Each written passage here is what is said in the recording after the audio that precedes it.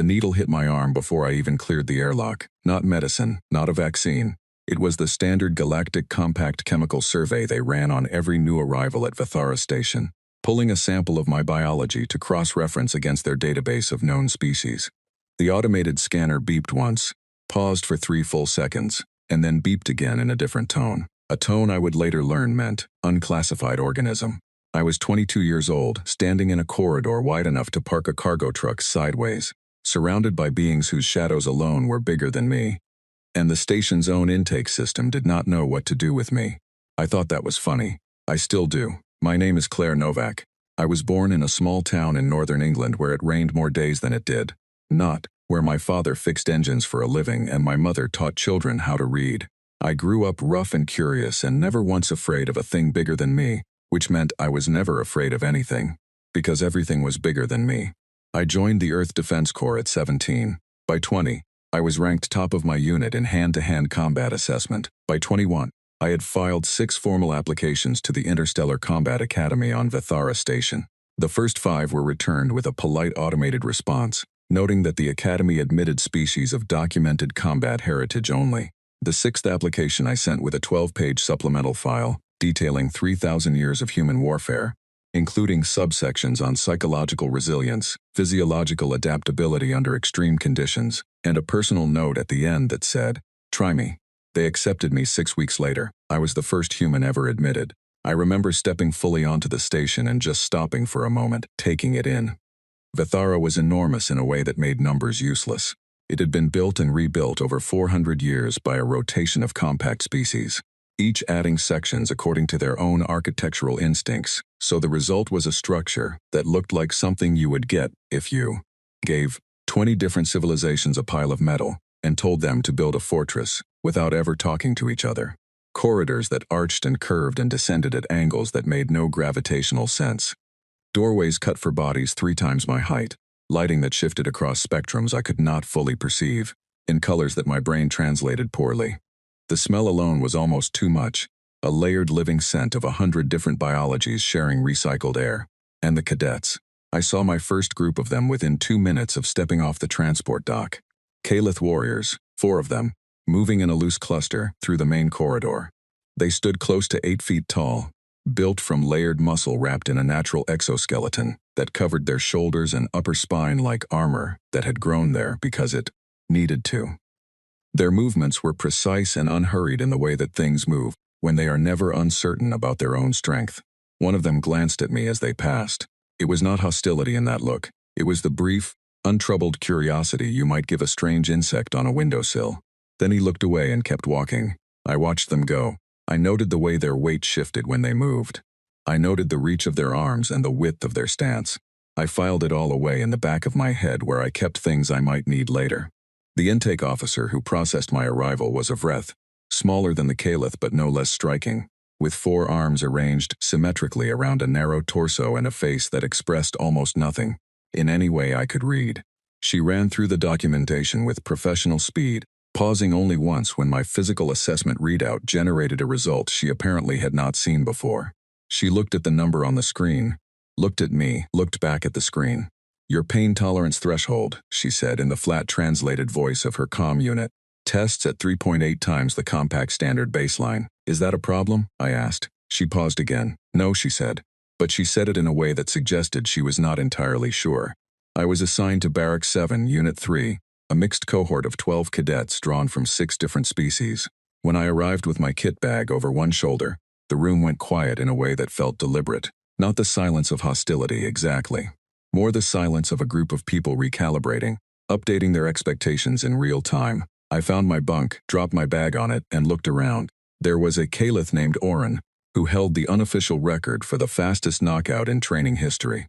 There was a Vreth cadet named Sav, who communicated in layered pheromone bursts that the translation tech only partially captured, meaning about 30% of what he said was lost in transmission, and he had apparently decided that was acceptable. There was a Lethii cadet, tall and silver-skinned, who I later learned had been trained since childhood in a combat discipline so old that its founding texts predated human, written language by 1,000 years. There were others. Every one of them carried themselves with the easy confidence of someone who had been told, their whole life that they were exceptional. I sat down on my bunk and started unpacking. My kit was simple. Training clothes, 2 pairs. A set of hand wraps in 2 different weights.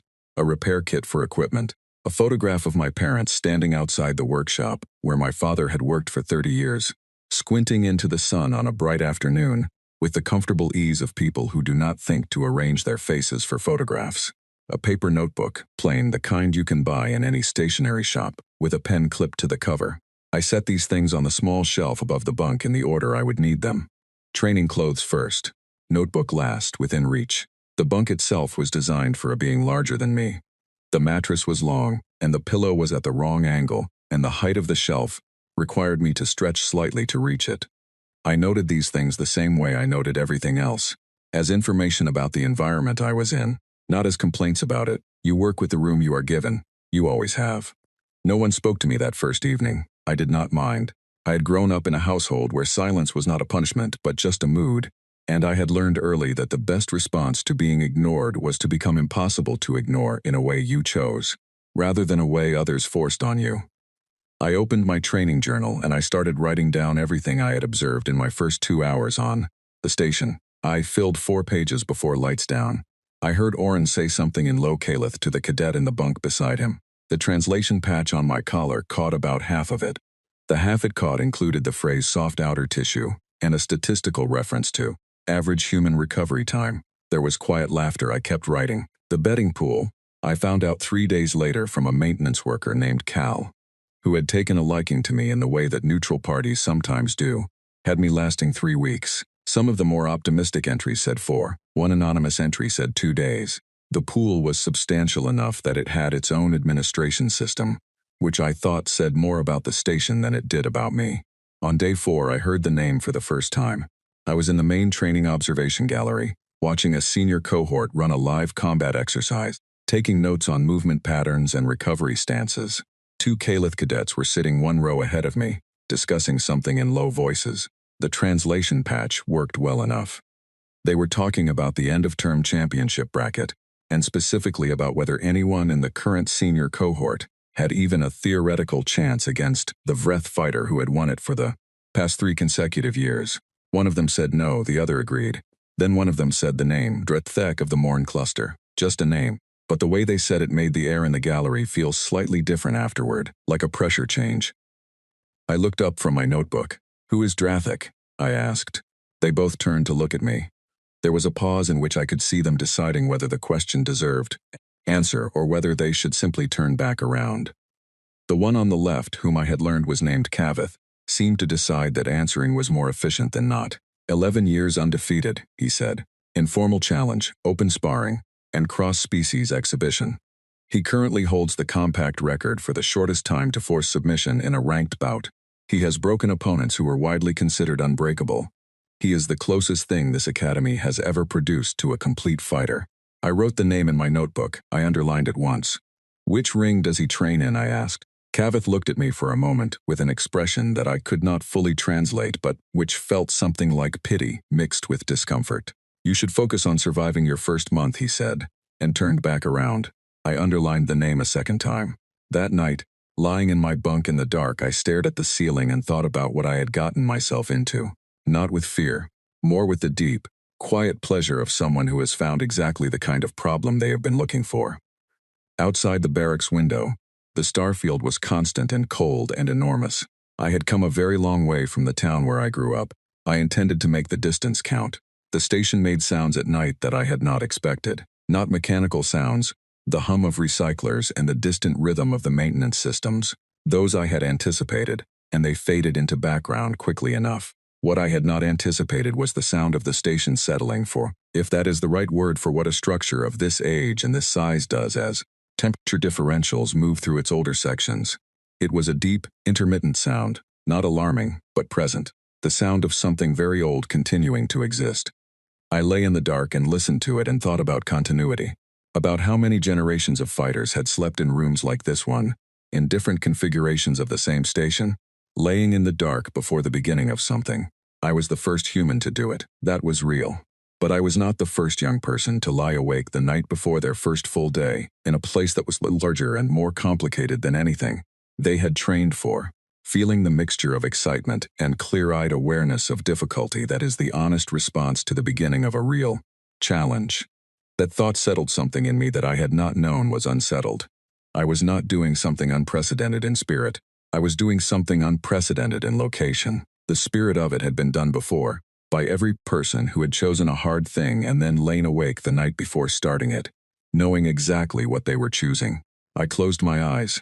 I was already thinking about how to train for tomorrow. Somewhere deeper in the station, in a ring I had not yet found, the galaxy's most dangerous fighter was doing the same. Neither of us knew yet that we were already on a collision course, but the station knew. The station had been here 400 years, and it recognized the feeling. Something was about to change. My third week on the station, I lost 8 sparring matches in a single day. Not close losses, not learning experiences wrapped in the soft language of athletic development. I lost badly, clearly, and in ways that demonstrated a gap between me and every opponent I faced that felt less like a challenge to be closed and more like a law of physics.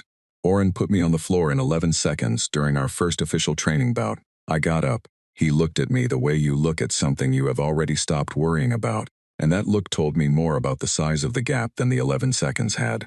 I wrote everything down.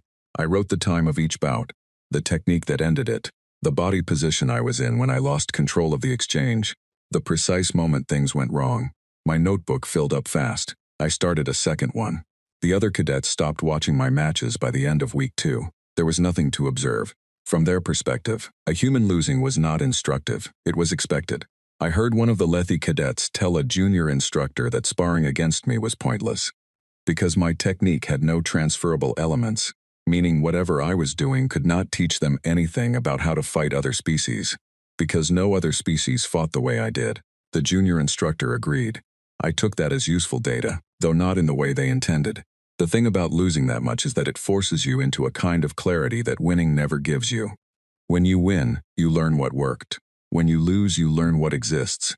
You learn the true architecture of the problem. By the end of my third week, I had a cleaner picture of the actual gap between me and the other cadets than anyone in that barracks had of their own abilities, because most of them had never lost enough to need to understand themselves that precisely. I started arriving at the training rings 30 minutes before the official session start time and staying 40 minutes after. The facility staff noticed but said nothing. The rings were available, and the academy's policy on independent training time was permissive. I ran the same drills over and over in the empty rings, talking to myself quietly as I worked, narrating what I was doing and why, a habit I had developed years earlier, because it forced me to be honest about the gap between what I thought I was doing and what I was actually doing. If you can describe a movement accurately in words, you understand it. If you cannot, you are working from instinct that has not been fully interrogated. My instincts were good. They were also human instincts, which meant they had been shaped by the particular pressures of Earth biology, and they did not always translate cleanly to fighting beings whose bodies were built on different principles. A feint that worked on a human opponent relied on the human tendency to track a fast movement with the eyes and the body simultaneously. Kalith fighters tracked with their exoskeletal shoulder sensors first and their eyes second, which meant the timing of any feint had to be shifted by a margin my reflexes were not naturally calibrated for. I drilled the adjustment until it stopped feeling unnatural. Then I drilled it some more. I also started studying, which was something no one had specifically recommended, and which I did not announce. The Academy's archive held thousands of hours of recorded competition across a century of training history. I applied for access through the Standard Research Channel, noting my academic interest in cross-species combat methodology. The librarian who processed the request, a small quiet Lethi named Ren who worked the archive desk in the early mornings, looked at the scope of my request for a moment and then approved it without comment. I came to the archive every morning before my independent ring sessions, at a time when I was usually the only person there, and I watched recordings and took notes in my notebook. I watched every species fight, not just the Kalith and the Vreth.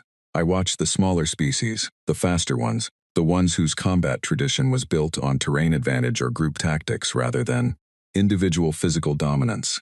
I watched the oldest recordings in the archive, the competition footage from the early years of the Academy, when the compact was younger and the training methodologies were less refined and the fighters were working things out in real time, the same way I was.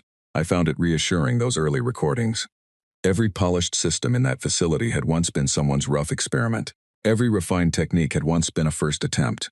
I was in the archive early one morning in my 5th week, watching a recording of a Vreth fighter from 60 years ago who had developed an unusual counter to the standard K-Lith rush pattern, when Ren appeared beside me and set a cup of something hot on the desk without a word. I looked at it. Then I looked at her. She had already moved back to her desk and was working through her own morning tasks with her characteristic quiet efficiency. I drank the cup. It tasted like nothing I could identify, but it was warm and the warmth was welcome. And I noted in the margin of my notebook, Archive Librarian, unexpected kindness, worth acknowledging. Instructor Seveth found me in the corridor outside Ring 3 on a Tuesday morning, sitting cross-legged on the floor with my second notebook open across my knees. She was retired from active competition, old enough that her exoskeleton had developed the dark, layered texture that indicated age in K-Lith biology, like rings in old wood. She had a reputation among the cadets for being the harshest evaluator in the facility. The kind of instructor whose approval meant something specifically because it was so rarely given. Several senior cadets had described her as the person who had improved their technique more than any other instructor, and who had also made them cry, sometimes in the same session.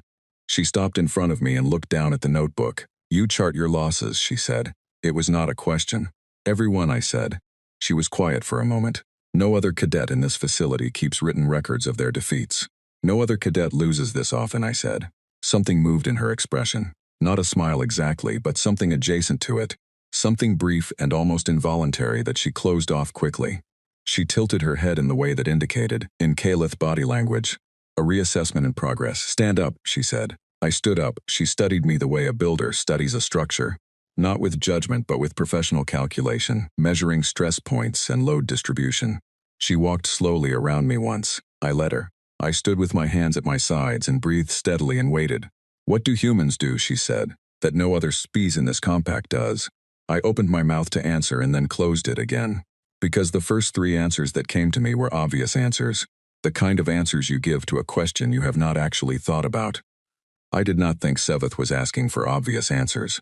She was not a person who asked obvious questions. She waited. She seemed perfectly comfortable waiting. I thought about it for the rest of that morning and most of the afternoon. I went to the observation gallery and watched training sessions with new attention, trying to see not what the other cadets could do but what they could not do, or more precisely, what the architecture of their training assumed they would never need to do. I watched K-Lith cadets spar and noted the clean, precise economy of their technique, every movement designed, every angle calculated, nothing wasted. It was extraordinary to watch. It was also, I realized slowly, a system. And systems had edges. I watched the Vreth coordinate in live drills using pheromone communication that worked faster than verbal language, their unit movements so synchronized they looked choreographed. Efficient beyond anything a human team could match. Also, I noted, deeply dependent on the integrity of the communication channel. Disrupt the channel, and the synchrony collapsed. I watched the lithia move through forms that were so refined by generations of practice that they had become something close to art. Beautiful and precise and built on centuries of accumulated knowledge. Also, built on the assumption that the opponent would behave in ways the system anticipated. I watched all of it and I asked myself honestly, what do humans do that this is not? The answer, when it came all at once. We break our own rules. We adapt in real time to conditions we have never trained for. We feel pain, and we keep moving not because we have overridden the pain signal, but because we have decided, consciously and sometimes even cheerfully, that the pain is not the most important thing happening right now. We play, we improvise. We do things that make no rational sense from a tactical standpoint, and then we do them again with variations. We laugh at impossible situations, and the laughter is not a mask for fear. It is the actual response of a species that evolved finding some dark humor in the gap between how bad things are and how hard we are still trying anyway. Every other species in that gym was fighting in the way they had been trained to fight. They were executing systems. Good systems, brilliant systems, systems refined over centuries. But systems have edges, and at the edges they have gaps. And in the gaps something that does not follow the system has an advantage. I went back to my bunk and I filled 6 pages of my notebook with the new approach. I stopped trying to close the gap and started trying to make the gap irrelevant. The practical change was this. I stopped trying to match my opponents on their own terms. I stopped attempting the kind of clean technical fighting that the Academy's training was, built around the disciplined system of prepared responses to known attacks. Instead, I started fighting the way I had fought as a teenager in a town where nobody had ever heard of formal combat technique, which was to say, with complete attention to what was actually happening in front of me at this specific moment, in this specific exchange, against this specific opponent, with no attachment whatsoever to what was supposed to happen next. It sounds simple. It is not. Fighting without a system means fighting without a safety net. Every decision is real-time. Every response is built from scratch. The cognitive load is enormous, and it means you will sometimes do things that are objectively wrong. Things a trained fighter would never do. Things that work not because they are good technique, but because they are unexpected. And the unexpected, at the level of competition in that academy, was rarer, and therefore more valuable than technical perfection. Seveth began appearing at my training sessions without comment. She never instructed me directly in those early sessions. She watched. Occasionally she would make a small sound that I learned to distinguish. One sound for incorrect, a different sound for interesting. I trained for her interesting sounds the way other cadets trained for scores, and over the weeks those sounds came more frequently. And the shape of my training began to change in ways that I could feel before I could fully articulate. She started speaking to me after sessions. Not long conversations. Seveth was not a person who used words generously, but the words she did use were precise and carefully chosen, and I wrote down every one of them in my notebook after she left. One evening, after a session in which I had held my own against a rated Caliph cadet for 4 full minutes before losing, the longest I had lasted against rated competition, she said, "You are fighting like someone who has nothing to protect." I thought about that one for 3 days before I understood what she meant. A fighter with a system has something to protect. The system. Abandoning the system in the middle of a bout is a failure. I had no system to protect. I had principles and instincts and a notebook full of observations, but no rigid structure whose integrity I was invested in maintaining. That meant I could throw away any approach, the moment it stopped working, and try something else, without the hesitation that comes from the feeling that changing course mid-fight is an admission of defeat. The other cadets began to notice that my losses were changing, not disappearing, but changing in quality. Opponents who had been dismissing me in 30 seconds were now ending bouts in 90, then in 3 minutes. One Vreth cadet named Aerith, who had beaten me 5 times in a row, ended a sparring session on week 7 with a look on his face that I had not seen from an opponent before. It was not respect yet, it was attention. He was paying attention to me now in a way he had not been before, which meant I had become something he needed to think about, which was the first real step. Seveth afterwards said, "You move differently today." I stopped trying to fight the way they do, I told her. "What are you fighting like now?" "Like myself," I said. She made the interesting sound. I was training alone in Ring 4 on a Wednesday evening in my 8th week when I first saw him. I did not know it was him at first. I registered the figure in the upper observation gallery, the way you register anything in your peripheral vision during focused work, as a shape, a presence, an environmental detail. I was working on a ground recovery drill, specifically on getting back to my feet from a disadvantaged position as fast as possible, while maintaining defensive posture, and I was running it over and over because it was the kind of thing that had to be instinct before it could be useful. I ran the drill for 40 minutes. When I finally stopped and looked up, the gallery was empty. He was there again on Thursday. I registered him the same way, peripheral, present, filing away for later. This time when I looked up, he was still there, and for a fraction of a second before he turned away, I saw his face. I had seen Drathik from a distance twice before, both times in the main corridor. He was easier to recognize than most Vreth because of the scar that ran along the left side of his neck from just below the jaw to the collarbone, a training injury from early in his career which he had declined to have medically smoothed out. Among Vreth, I later learned, visible scars were considered neither a mark of failure nor of pride. They were simply evidence of survival. He wore his the same way he wore everything else, without particular feeling about it. From the observation gallery, he looked at me the way I had been looking at my opponents for 8 weeks. Not with amusement, not with contempt, with the focused, neutral attention of someone taking an accurate measurement. I went back to my drill. He was there again the following Tuesday, and the Tuesday after that. On my 9th week I beat Aerith. It was not a clean win. It was ugly and stretched and went 3 full rounds before I found the angle that worked, and when it was over I was breathing so hard that my vision was fogging slightly at the edges. But it was a win. Aerith sat across from me on the mat afterward and said nothing for a moment, and then he said, in the flat translation of his comm unit, "You should not have been able to do that." I told him I knew. He nodded once, like he was filing that information, and left. The barracks were different that evening. Nothing dramatic. Nobody congratulated me loudly or made a ceremony of it. But the quality of the silence in the room was different. The way the quality of light changes before a storm without anything you could point to. And, name. Oren, who had put me on the floor in 11 seconds 9 weeks ago and had not spoken to me directly since, looked up from his equipment maintenance when I came in and said, "Arith is a 3rd-year rated." I said I knew. He looked at me for a moment, then looked back at his equipment. That was all. But it was something. 2 days later, the message arrived. It came through the Academy's formal challenge system. Standard format, sender designation, challenge type, location, time, no preamble. No statement of intent or rank or record. Just 3 words. Tomorrow, Ring 7. The sender designation was Drathik of the Morn Cluster.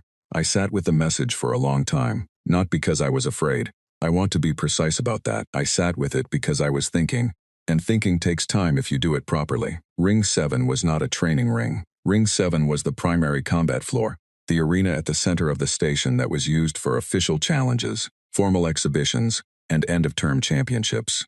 Requesting Ring 7 for a challenge was a statement in itself. It meant the challenger intended the bout to be witnessed, recorded, and entered into the permanent record. Drathik was not asking me to a training session. He was asking me to a formal bout on the most visible floor in the facility, against a human cadet who had been at the station for 9 weeks, and whose win total could be counted on one hand, with the full record of his 11 years of victories behind him. I picked up my notebook. I opened it to a fresh page. I wrote the date at the top. Then I wrote 3 words beneath it. He wants to know. Not to defeat me. He could defeat me in his sleep. He wanted to understand the thing he had been watching from the gallery. The thing that should not have been able to beat Arith. The thing that laughed during drills. The thing that filled notebooks and came back to the floor every single time. I accepted the challenge. Then I started preparing with the calm, precise focus of someone who is not afraid and knows it, and finds that lack of fear to be the most useful tool in her kit. Seveth, when I told her, looked at me without expression for 3 full seconds. Then she said, "Good. Train harder tonight than you have ever trained in your life." I did. I did not sleep much. What sleep I got was deep and dreamless, the sleep of a person who has made a decision and is done second-guessing it. When I woke, the station's recycled air smelled different somehow, sharper, more present. I lay still for a moment in the dark, listening to the quiet breathing of the barracks, and I thought about a town in northern England where it rained more days than it did not, and about a girl who had never once been afraid of things bigger than her. I got up, I laced my boots, I checked my notebook one last time. I was ready. The corridor outside Ring 7 was already crowded when I arrived. That surprised me, not the size of the crowd itself, but how far back it stretched. The main approach corridor to the arena was wide enough for 12 beings to walk abreast, and it was full, wall to wall, all the way from the junction 50 meters back to the arena entrance. Cadets, instructors, senior staff, visiting researchers.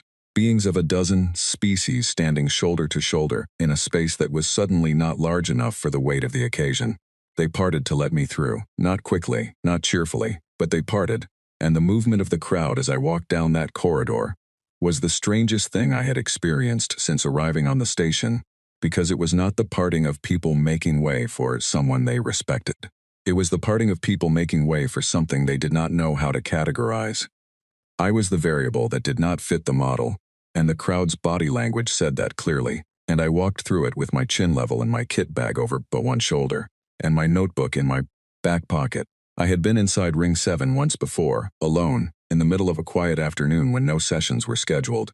I had wanted to see it without an audience, to understand the space on its own terms. It was a wide, circular floor of compressed synthetic material that absorbed impact well, surrounded by tiered seating that rose steeply on all sides up to the observation level.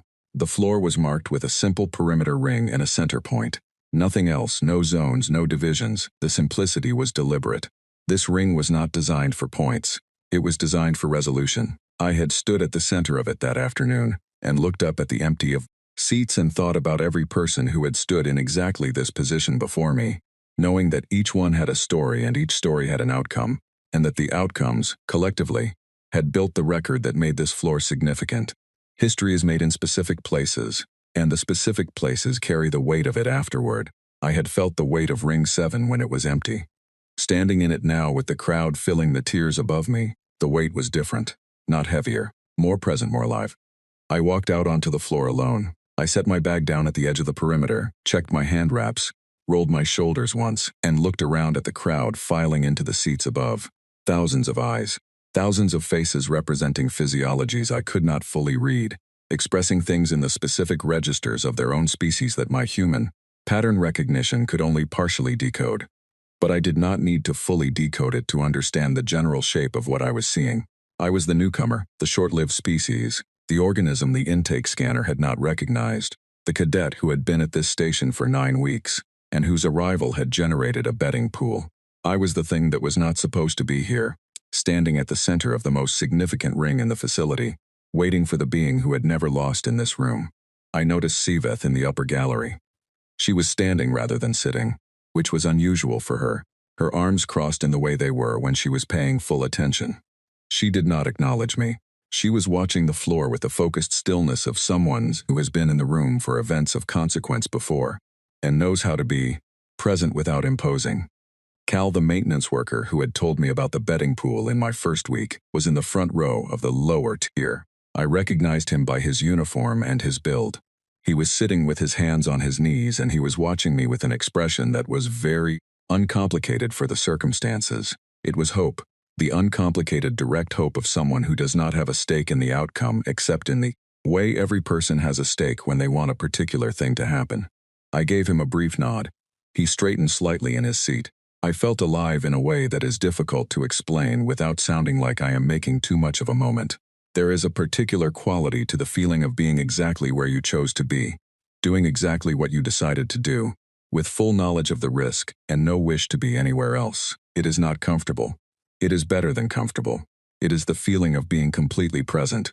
I had felt it a few times before in my life, at moments when everything became sharp and clear, and the noise in my head went quiet. I felt it standing in the center of Ring 7 with the crowd assembling above me and the arena lights steady overhead. I was still feeling it when Drathik walked in. The shift in the crowd's energy was immediate and physical. It was not noise. In fact, it was almost the opposite of noise, a kind of collective intake of breath that produced a brief, dense silence before the ambient sound returned. He came through the main entrance on the far side of the floor, and he walked to the center of the ring the way things move when they are never uncertain about their own strength. He was every inch what the story said. 7 feet of structured muscle and controlled power, with a characteristic, Vreth forearm build that meant he had twice the reach options of a 2-armed fighter, and the scar below his jaw that he wore without feeling. His pheromone signature preceded him by several meters. I could not read it, but I watched the non-human cadets in the front rows of the seating physically respond to it, some pulling back slightly, some going still with a kind of automatic alertness that went below conscious thought. He reached the center of the ring and stopped 3 meters from me. He looked at me. I looked at him. For a moment, neither of us moved. The arena was very quiet. Then he began the Vreth pre-fight declaration. I had read about the practice in the briefing documents I had been given before arriving at the station, so I understood what it was and what it meant. A recitation of record and achievement, delivered to an opponent before a formal bout, intended to establish the scale of what they were facing. It was not bravado in the human sense. It was closer to the formal reading of a contract, or the statement of terms before a negotiation. It was a tradition that carried weight because every word in it was documented and verified. You could not lie in a Vreth pre-fight declaration without disgracing your entire record. Drathek's translation comm was set to broadcast, so the entire arena heard it in simultaneous rendering across all present species. He spoke for 4 minutes. 11 years of undefeated record across all categories of formal competition. 6 opponents previously considered unbreakable. 3 standing compact records. The precise number of formal challenges he had accepted and the outcome of every one. When he finished, the arena was very still. He had delivered the declaration without drama or variation in tone, which made it somehow more impressive than if he had performed it. It was simply true, and the truth of it filled the room. He waited. The traditional response to a pre-fight declaration was formal acknowledgement, a bow or the species equivalent, indicating that the opponent had heard and understood. It was the formal beginning of the bout. He was waiting for my fear. I could see it in the quality of his attention, the slight recalibration in his posture, the readiness to receive my reaction. Every previous opponent had given him something in that moment, a tell, a shift, something that showed the declaration had landed the way it was designed to. I looked at him for 1 more second. Then I grinned. It was not a small grin. It was the particular grin that I had been told since childhood was too wide for the context, too much. The grin my father had and that I had inherited. The grin that arrived when things became genuinely interesting. It spread across my face naturally, without effort, without performance. Because it was real. I was genuinely, deeply glad to be standing in that ring at that moment, and my face said so, and there was nothing in Drathek's 11 years of competitive record that had prepared him for an opponent who responded to his formal declaration of absolute superiority with the expression of someone who had just been handed a gift. I said, "I am not afraid, not loudly, not with performance, just clearly, in a tone that carried across the quiet of the arena." 3 words that were not a formal response in the Vreth tradition, but that said, plainly and completely, everything I needed to say. The silence that followed had a different texture than the silence before. Something moved through the crowd that was not quite sound, a collective shift, a recalibration that went through thousands of bodies at once. I felt it as a change in air pressure, or something close to it. Drathek looked at me for 2 full seconds. Something crossed his face that I could not name in Vreth terms, but that I recognized in a more fundamental way. It was the expression of a person who has just encountered something they did not account for. A variable outside the model.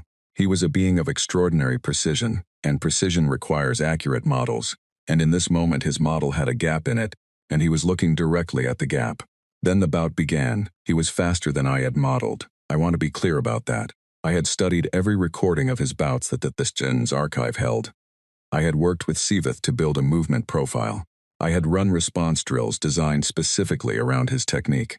And he was still faster than I had modeled. His first combination came in the opening 2 seconds. And it came from a direction and angle that was technically legal, but that required a level of spatial coordination that I had underestimated. I caught the edge of the first strike. The second landed clean on my left side. I went down. The arena made a sound. I heard it the way you hear things when you are temporarily reorganizing your relationship with the floor. I pushed up, got one knee under me, got both feet under me, and stood. The world cleared quickly, faster than it should have probably, which I put down to the same thing the intake officer had noted on day 1. I was standing. Drathek had moved back half a step. He was watching me with the stillness of a being in the process of recalculating. In 11 years, I would later learn, the pattern of his bouts had been consistent. Opponents he struck in the opening seconds did not get up with the speed I had just demonstrated. The physical data he had gathered from 2 weeks of observation had told him what I could do. The thing it had not told him was what I would do after taking the opening of his best combination at full impact and standing back up in under 3 seconds. He attacked again. The exchange lasted longer this time, nearly 40 seconds. I blocked better, moved better, found a rhythm in his pattern that was not quite a vulnerability but was the edge of one. He adapted mid-exchange, shifting the angle of his second approach in a way that demonstrated exactly why his record was what it was. He put me down a second time with a technique I had not seen on any of the recordings. Something new, something held in reserve, something that confirmed that what he had shown on film was not his complete capability. I got up again. My left side was burning. I noted it, filed it in the back of the queue, with everything else that was not immediately relevant, and brought my full attention back to the 3 meters of floor between us. The crowd was very quiet now. Not the quiet of shock. The quiet of concentrated attention. The absolute absence of noise that happens when an audience stops anticipating an outcome and starts genuinely watching what is in front of them. I heard nothing from the tiers above. I heard nothing from the entry corridor. The entire station, or the part of it in that arena, was simply watching. The third exchange was when things changed. I had been in the bout for 3 minutes. I was operating on a recovery curve and a pain tolerance that the whole room could observe and measure. Drathek came at me for the 3rd time with a variation of his opening combination, modified, adapted, the way no fighter at this level repeats himself without adjustment. And I did something that I had not planned.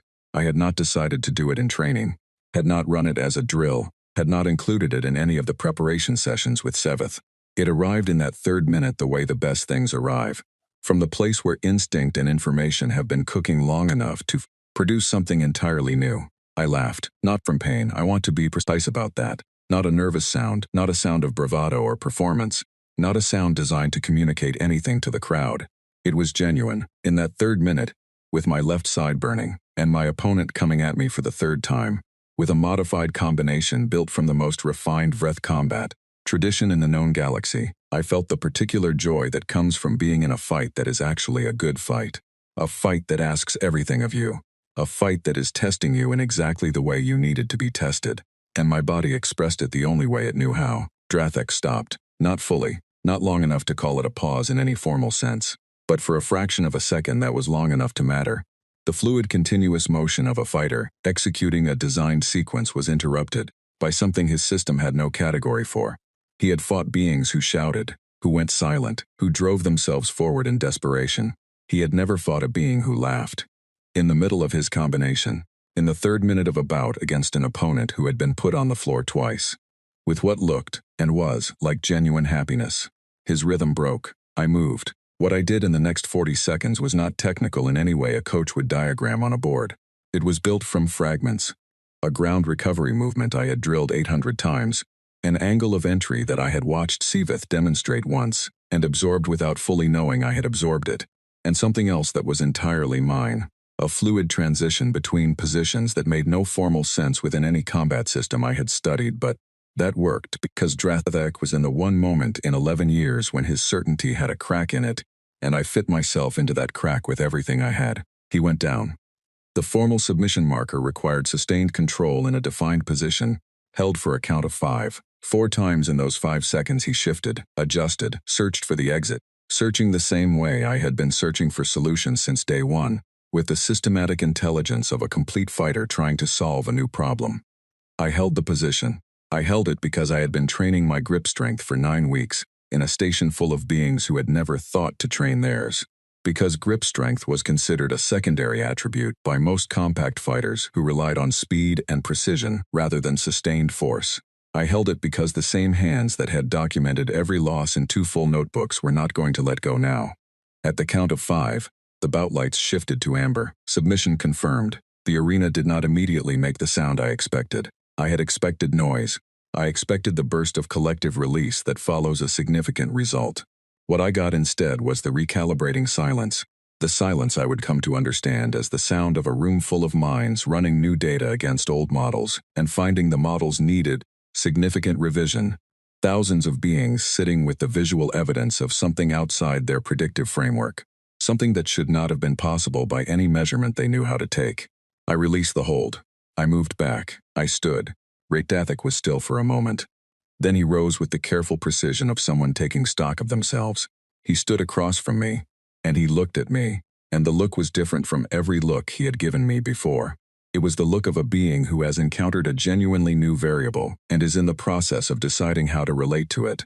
Not confusion, something more engaged than confusion. I looked back at him. I was breathing hard. My left side was making itself known in a way that suggested I would be visiting the medical unit shortly. I was aware of the crowd and the lights and the amber glow of the bout indicators. I was aware of all of it in the way you are present to things when the adrenaline is still moving through you and the world is sharp at every edge. I was still grinning. The medical unit was quieter than the arena. It was always quiet at that time of evening. The later shifts running on minimum staff. The diagnostic units cycling through their automated checks, with the steady soft rhythm of equipment doing its job without asking anything of anyone. I was the only patient, the attending medic, a Lethe with the precise unhurried manner of someone who had treated injuries long enough to feel no urgency about any of them. Ran the scanner over my left side and confirmed what I already suspected. 3 fractured ribs, a dislocated left shoulder that had been relocated by the ring medics during the post-bout check. But that would need a week of careful movement, and a collection of deep bruising along my right forearm and thigh that the scanner logged with the flat detachment of a system that did not assign meaning to physical damage. I lay on the diagnostic table and stared at the ceiling and let my body report everything it had been waiting to say. Since the third exchange in the ring, it was a long report. I did not mind. I had a notebook and a working hand, and I used them. I wrote down every exchange in the bout in the order it happened, from the first combination to the final hold. I wrote what worked and what did not work, and what I had not planned but had done anyway, and what had resulted from it. I wrote about the moment his rhythm broke. I wrote about the sound that broke it, and what it told me about the gap between instinct and calculation, at the highest level of competition. I wrote about the grip strength and the ground recovery drill and the fragment of Siveth's technique that I had, absorbed without knowing I had absorbed it. I wrote about the laugh, what it was and what it was not, and why it had worked not as a technique but as a truth. I filled 11 pages, then I closed the notebook and lay still for a while. The medical unit had a small window that looked out onto an interior corridor. I could see the lights of the corridor on their night cycle, dimmed to the low amber that meant the station was in its rest period. The station did not sleep exactly, but it had rhythms, cycles of activity and stillness that gave the days a shape. I had been here 9 weeks, and the rhythms had become familiar, in the way that any place becomes familiar when you are paying attention. I knew the timing of the maintenance crews and the shift changes in the training rings and the specific quality of the station's recycled air at different hours. The medic who had done my initial assessment returned to check the diagnostic readouts before leaving for the shift change. She reviewed the scanner output for a moment, and then looked at me with the expression that I recognized now as the version of surprise that trained medical professionals allow themselves when they think the patient is not watching. "Your rib tissue is already beginning calcification response," she said, "at a rate approximately double the projected curve for your species. Is that a problem?" I asked. It was the same question I had asked the intake officer on day 1. She looked at me the way the intake officer had looked at me. "No," she said. And then, after a pause, "Actually, I am not certain. I would like to run a follow-up scan tomorrow morning." I said that was fine. She noted something in her records and left. I lay in the quiet and thought about the first time I had been injured badly enough to require a medical assessment, which had been at age 14 when I had come off a motorbike on a gravel road outside the town and broken 2 bones in my left hand. The doctor at the small clinic had looked at the scan and said that my bone density was unusual for my age and body type, and that she would note it in my file. I had not thought much about it at the time. I was 14, and the more interesting question had been how to explain the motorbike to my father. Standing in a galaxy that was, for the first time, beginning to seriously consider what a human actually was, that memory felt different. Every species in this compact had been catalogued and studied and assessed. Their biology was documented. Their capabilities were mapped. The compact had millennia of data on what a Calith could endure, what a Vreth could withstand, how a Lethi healed. Humans had been in the compact for less than a generation. The database entry for us was, comparatively, a first draft. I was thinking about all of this, about familiarity and belonging, and the long distance between a small town in northern England and a medical unit on the galaxy's oldest combat training station, when I heard the knock. Not the formal chime of a visitor check-in through the standard system, an actual knock, the kind made with a hand, or a hand equivalent, on the frame of an open door. I turned my head. Drathek stood at the entrance. He was still in his training clothes.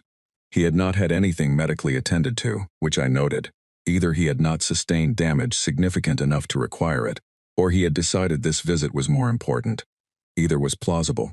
He stood at the entrance and did not move into the room, in the manner of someone who has not been invited in and is observing that convention, deliberately. I looked at him for a moment. "Come in," I said. He came in. He stood near the foot of the diagnostic table in the posture that I had learned indicated a Vreth in neutral state. Not relaxed, because Vreth did not fully relax in the way humans did, but settled. Present. He looked at me for a moment without speaking, which was not uncomfortable because I was doing the same to him. Then he said, "Explain the sound." I knew immediately what he meant. Not a question asked from confusion. A question asked because the answer was important, and he had come here specifically to get it accurately rather than interpret it from the outside. "It was real," I said. "I was not performing it. I was not using it as a technique to disrupt you, though I understand that it functioned that way." I was genuinely happy in that moment. He processed this. "In the middle of a bout," he said. "Yes. Under physical duress. Against an opponent whose record you were fully aware of." "Yes." The silence stretched for a moment. I could see him working with the information, fitting it against frameworks that were not built to accommodate it. Drathek was a being of extraordinary precision, and precision requires accurate models, and the sound I had made in that ring did not fit any model he had built over 11 years of competition. He was not pretending to understand it. He was sitting with the fact that he did not understand it, which I thought said something significant about the kind of fighter he actually was. "That is not rational," he said. I thought about this carefully. "No," I agreed. "But humans are not always rational. We are adaptable, which is a different thing. Rational systems predict outcomes and optimize for them. Adaptable systems survive conditions they did not predict. We built our whole civilization doing things in conditions that our rational assessment said we should not survive. We are, as a species, the product of 10,000 years of doing things anyway. He was quiet for a long moment. The diagnostic unit beside me cycled through a routine check and beeped once softly and went quiet again. "You were afraid," he said. It was not a question. It was a stated observation, offered for confirmation. "Yes," I said. "I was afraid when I walked into that ring. I was afraid through most of the first exchange." "But you said you were not afraid." "I said I was not afraid in the way you were expecting me to be afraid," I said. "You were expecting my fear to stop me or to slow me, or to show in my movement in ways you could use. I have been afraid my whole life. Everything on Earth is bigger than a human, or faster or stronger, or more able to end us in ways we did not see coming. We are afraid of most of it, and we always have been. We built civilization while being afraid. We went to space while being afraid. I came here while being afraid. Fear is not the opposite of action for us. It is just a condition that is present at the same time as everything else." He looked at me for a long time. His expression moved through something I still could not fully decode in Vreth terms, but which had the quality, I thought, of genuine engagement with an unfamiliar idea, not dismissal, not discomfort. The active engagement of a mind that has been given something new and is turning it over carefully from every angle. "On Vreth," he said finally, "fear and action are considered incompatible states. A warrior who acts from fear is a warrior whose judgment is compromised. We train to eliminate fear responses before entering formal competition. A fear response in a bout is a failure of preparation." "I know," I said. "I read about it before I arrived. You did not train to eliminate your fear response." "No. I trained to keep moving while it was present, to make the decision that this other thing, the action, the problem in front of me, was more important than the fear, not to silence the fear, to hold both things at the same time and keep going." He was quiet for a long time. The corridor outside the medical unit window was amber-lit and empty. The station's night cycle ran without interruption. "The hold at the end," he said. "Yes, I searched for the exit for the full 5 seconds. I found it twice and lost it both times. I want to understand what you did at the second adjustment." This was not a question about the sound. This was a question from one fighter to another about technique, asked with the precision of someone who takes accurate information seriously enough to ask for it directly even when asking required a kind of acknowledgement. I respected it. "Grip rotation at the wrist, about 20 degrees counterclockwise from the standard position," I said. "It puts the primary pressure point in a slightly different location. Narrower, but harder to counter with the standard shoulder drive because it changes the angle of maximum leverage." He processed this. "Where did you learn that?" "I did not learn it," I said. "I made it up in the ring." He looked at me for a moment. "In the moment, yes." He nodded once slowly, the nod of someone filing accurate data in the right place. Something settled in his posture. Not a dramatic shift. A small one, the kind of micro-adjustment that means something has been accepted, filed, integrated. He reached into the side pocket of his training jacket and took out something small and set it on the edge of the diagnostic table near my uninjured arm. I looked at it. It was a small flat disc of dark metal with a marking along one edge in a script I did not recognize. "An honor scar token," he said. "In Vreth tradition, it is given between fighters of equal standing. It is not given for winning. It is given for earning the right to stand in the same ring as someone who has spent their life becoming what they are." I looked at the token for a moment. Then I looked at him. "You have never given one before," I said. "No," he said. I picked it up. It was heavier than its size suggested, warm from being in his pocket, with the weight of something made to endure. I turned it once between my fingers. "Thank you," I said. He nodded once, the compact, precise nod of a formal exchange completed. He moved toward the door. At the entrance he stopped without turning. "You will receive more challenges," he said. "After today, there will be many who want to understand what they saw. Fighters who have built their records on knowing how every variable behaves. You are a variable they have no model for. That will make some of them curious. It will make others uncomfortable. Both kinds will challenge you." A pause. The briefest one. Then he left. I held the token for a long time in the quiet of the medical unit, feeling the weight of it. Outside in the station's network, the recording of the bout was already moving. I knew this without checking. The station was connected to every compact communications relay in the sector, and what had happened in Ring 7 was the kind of thing that moved fast. Not because upsets were rare, records ended, that was not unusual, but the laugh would travel. The 3-second recovery. The grin given to a pre-fight declaration designed to break something before it started. That would travel. By the time I was discharged from medical 3 hours later, my formal challenge registration had 6 new entries. I walked the corridor back toward Barrack 7, and the station felt different around me. Not dramatically, not as though lights had changed or sounds had shifted. But the way a room feels different after a significant decision has been made in it, carrying the weight of something that happened there. Beings in the corridor moved differently around me now. Before, it had been the movement of beings making way for an unknown variable. Now it was the movement of beings making way for something that had been observed, measured, and had exceeded every measurement taken. There was a Vreth maintenance worker repairing a ceiling conduit near the junction of the main corridor.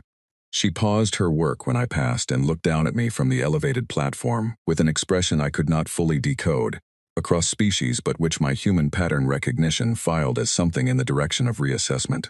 She did not speak. Neither did I. But the quality of the look stayed with me down the corridor and around the corner. A group of younger cadets, first weeks by the look of their uniforms, and the way they moved, were clustered near the water station, outside the junior training wing.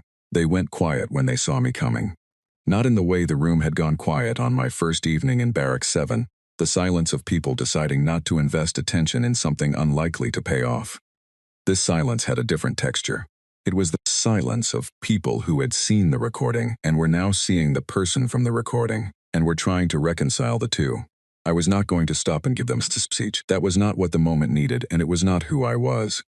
I kept walking, but as I passed, I caught the eye of one of them, a young Kalith cadet with the new exoskeleton brightness that indicated early adolescence by their species biology, and I gave her a nod.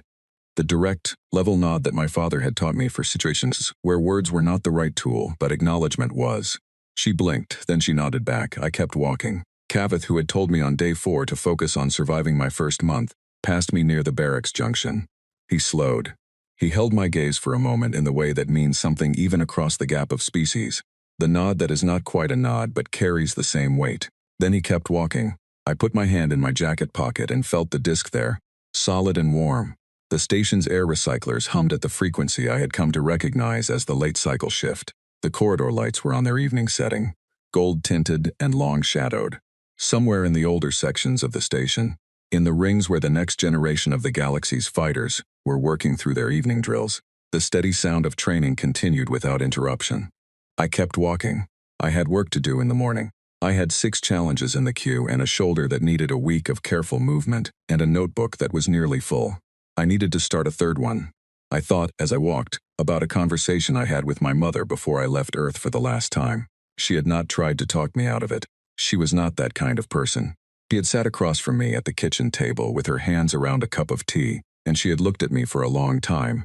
And then she had said, "You know what you are doing and why you are doing it, so go and do it properly." That was all. It was enough. It was more than enough. I had carried it the whole way here, across the distance between a kitchen table in northern England and a medical unit on a station orbiting a star, so far from Earth that its light had not yet reached the town where I grew up. It fit in my pocket alongside the honor scar token. Weightless, the way the most important things are weightless. Present the way the most important things are present. I reached the barracks junction and turned toward home, which was what Barracks 7 had become, without my noticing the exact moment it happened. Home is not always a place you recognize until you are already living in it. I pushed open the door and went in.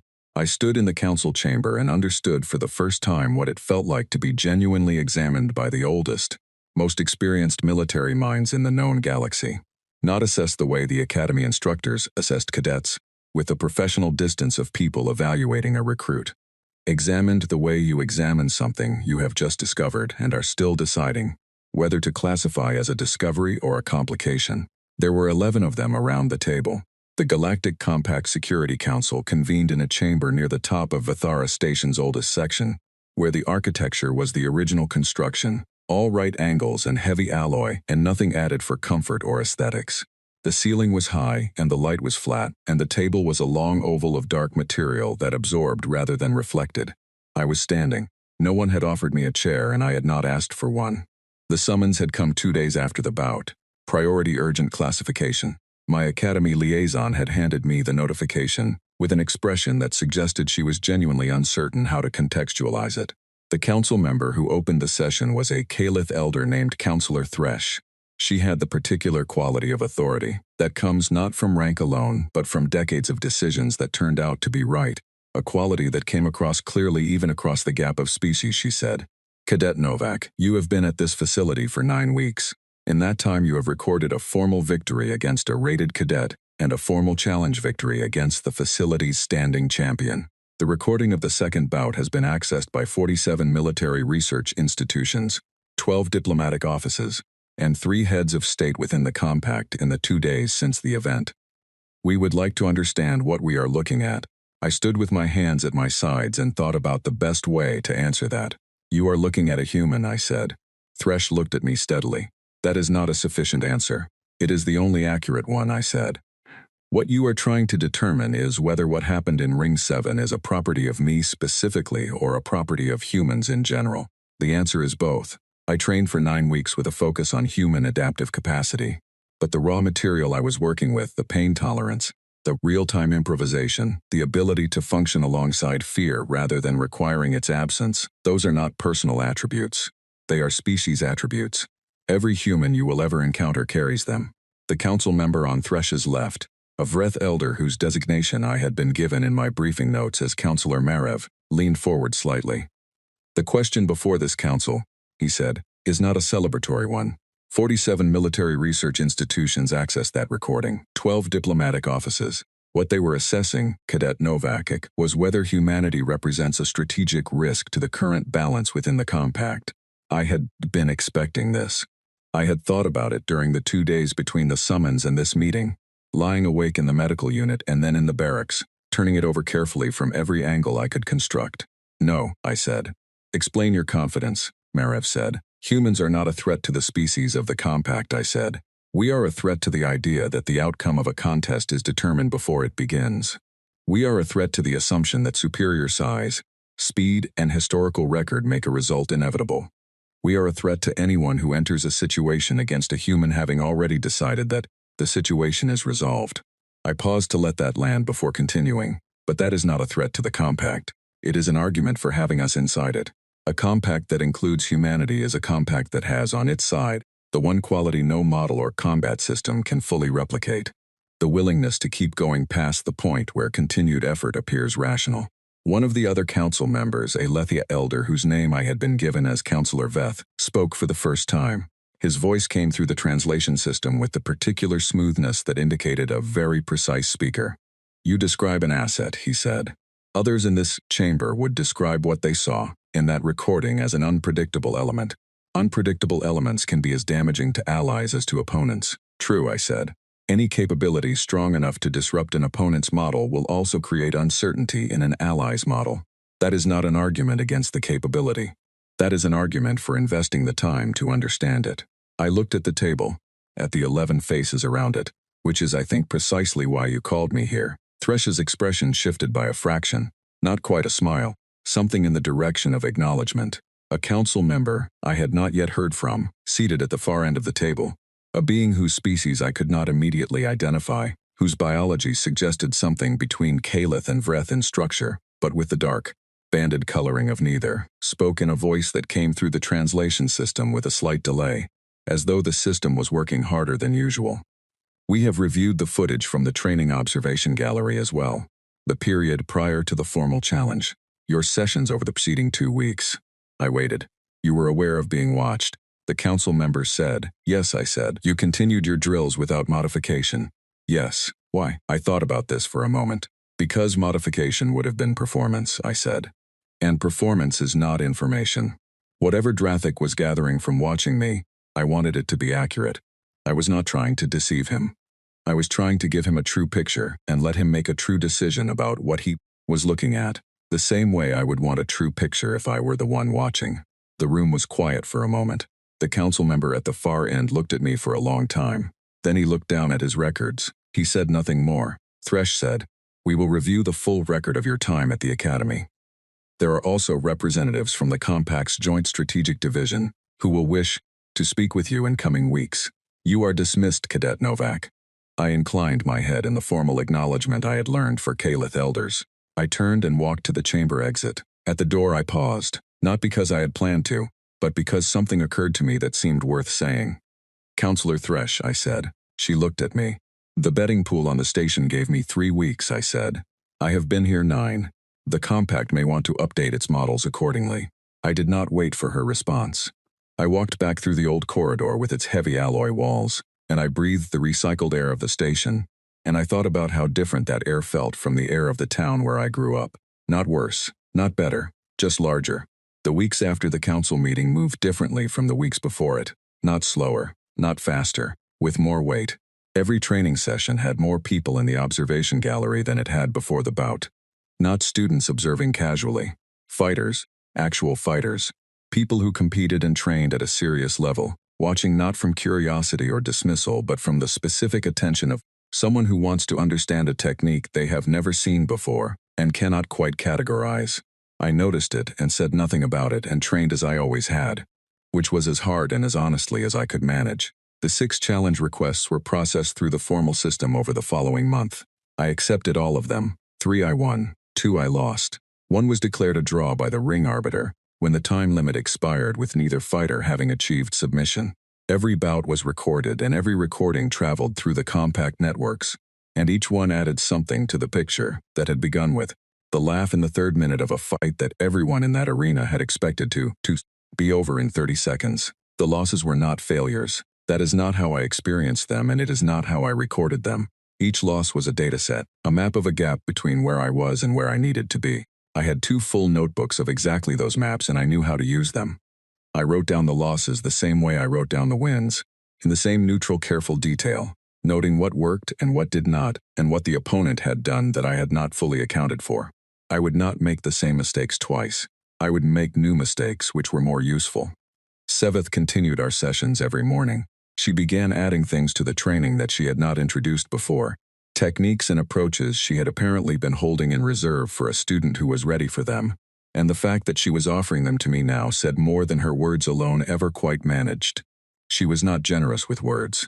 She was generous with time and attention, which is the more valuable currency, and I knew how to receive both. One morning she arrived at the ring 5 minutes early, which she had never done before. I was already there, working through warm-up drills. She watched me for a while without speaking. "You have stopped trying to prove anything," she said. "I thought about this. I think that is right," I said. "When did that change?" "Somewhere in week 5, I said. I realized that proving something required an audience. I was not here for the audience. I was here for the work." She made the interesting sound and we began the session. Drathik and I trained in adjacent rings on Tuesday evenings. Not together, not yet, but adjacent, both of us aware of the other's presence. Both of us occasionally pausing to observe the other's work, in the way that fighters observe, when they respect what they are watching. We did not talk often. When we did, the conversations were brief and precise and more honest than most conversations I had on the station, because there was nothing to perform between us. We had been in that ring together, and after something like that, performance is beside the point. He told me once, after a Tuesday session, that the honor scar token he had given me was the first one his family had produced in his generation, that his father and his mother had each received one in their careers, and that the family tradition held that the token was earned, never given lightly, never taken back. I told him that in the town where I grew up there was a tradition of giving someone your best coat if they needed it more than you did. That generosity of the most direct kind was considered the highest form of acknowledgement. He considered this for a moment and said that the traditions were perhaps not so different. I said I thought he was right. He asked me once what I had felt in the moment before the grin, before the 3 words. Not what I had thought, what I had felt. I told him honestly. I felt the particular relief that comes when you stop waiting for permission to be exactly who you are.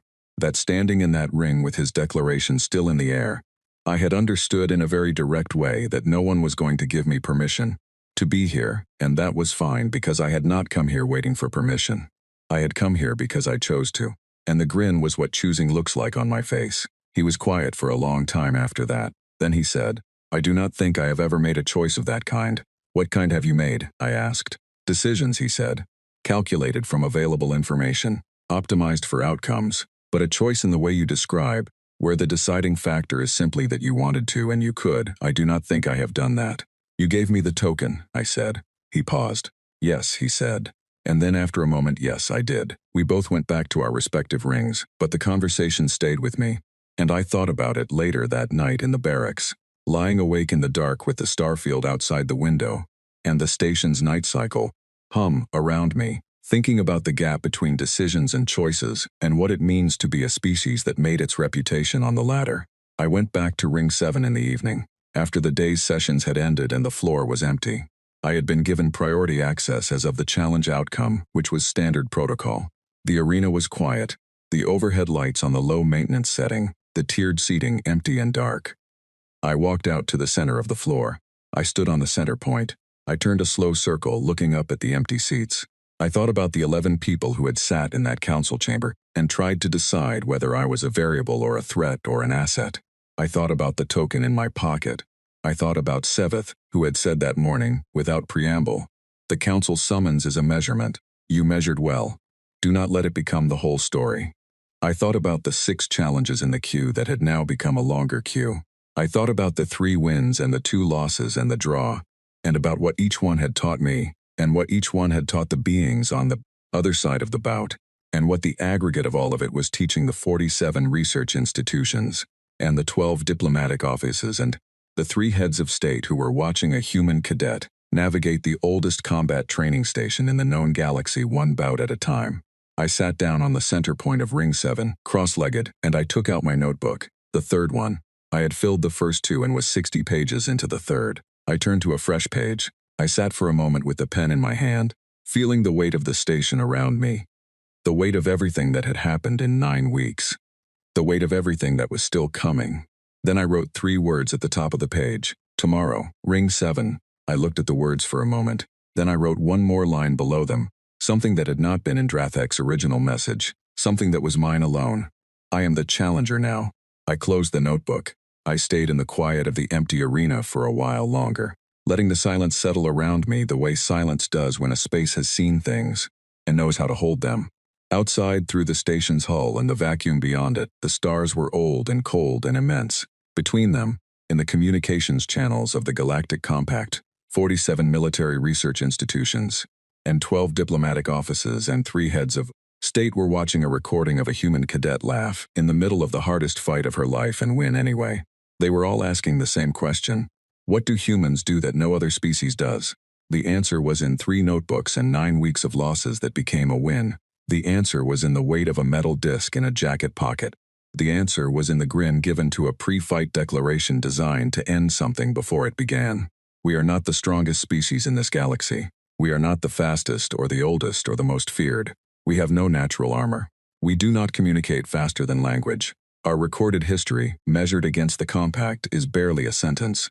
We are the ones who keep showing up, who take the hit and stand back up and note down exactly what hit us, and come back tomorrow with something new, who find in the middle of impossible situations not paralysis but the quiet, stubborn, sometimes unreasonable pleasure of being exactly where we chose to be, doing exactly what we decided to do. In a universe this large, with this many species and this many centuries of recorded history, it turns out that particular quality is genuinely rare, rare enough to be noticed, rare enough to matter. I stood up from the center of Ring 7. I picked up my notebook. I walked to the edge of the floor and picked up my kit bag and slung it over my shoulder, and the familiar weight of it settled against me like a thing that belonged there. I had challenges to prepare for. I had training with Seveth in the morning.